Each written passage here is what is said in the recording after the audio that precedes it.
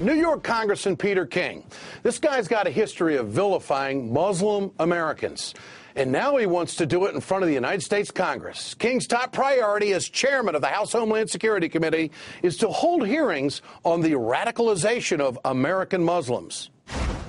I believe it's important to have this investigation on radicalization of the Muslim community. We've seen what happened in England. We know that al-Qaeda is trying to recruit people over here, such as they did with the subway bombing in New York last year, the attempted subway bombing, Times Square bombing. These are all people living legally in the United States. But it's not enough for King to just investigate American Muslims.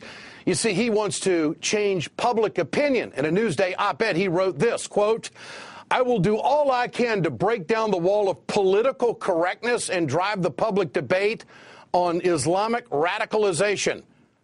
Drive the debate? Isn't it more like drive the hate?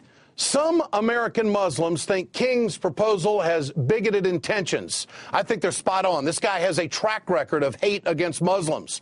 I think he's trying to demonize an entire religion and trying to make President Obama look bad when it comes to their war on terror. For more, let's turn to Minnesota Congressman Keith Ellison, the first Muslim member of Congress. Congressman, good to have you with us tonight.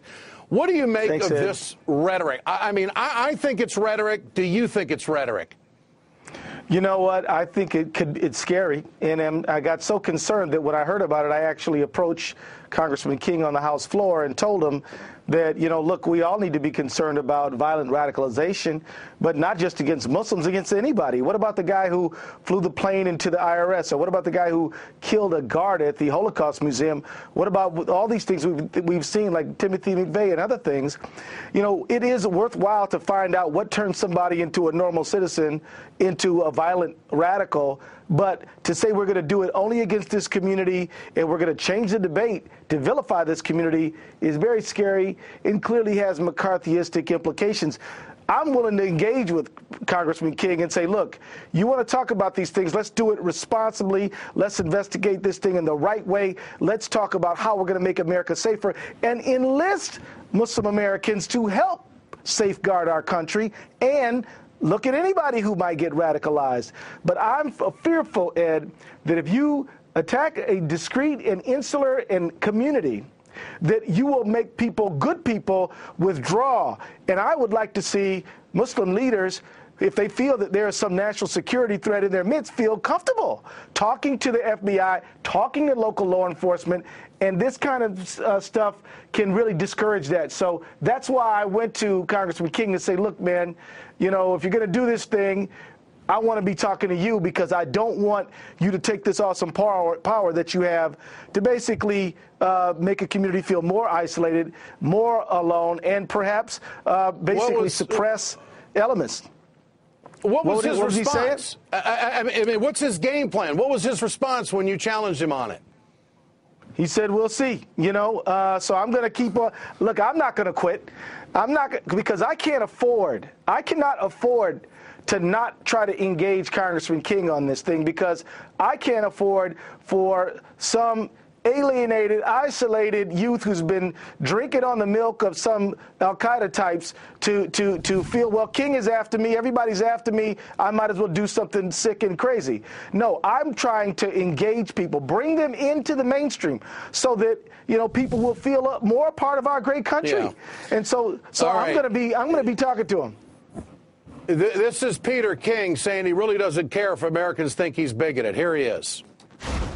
Even though right after 9/11 you said that not all Muslims are responsible for what happened on 9/11, they say you're a bigot. Yeah, it's totally untrue. That's political correct nonsense, but I'm willing to take that hit if I have to. What's your response to that, Congressman Ellison? Political correctness. What's he talking about, in your opinion? Well, I think it's a cavalier, dismissive a way of dealing with legitimate concerns that people have about his respect for all Americans, including people who are Muslim. I think that he should answer the question rather than just flip it to the side. I mean, here's the reality.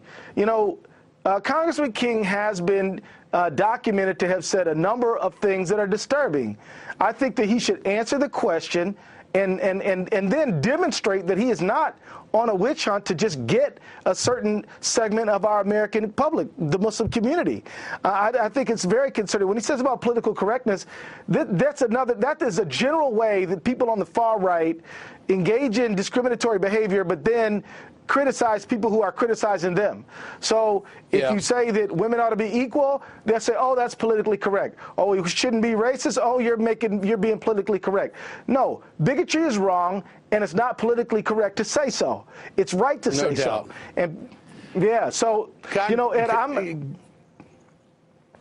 I was going to say, I'm just concerned that we need more people engaged, more people involved. We want more people from the Muslim community feeling welcome, not fewer, and I'm worried about these hearings. Congressman Keith Ellison, always a pleasure. Good to have you with us tonight, and thanks for speaking up. I think the guy is out of bounds and going overboard and playing the fear card. Thanks so much, Keith.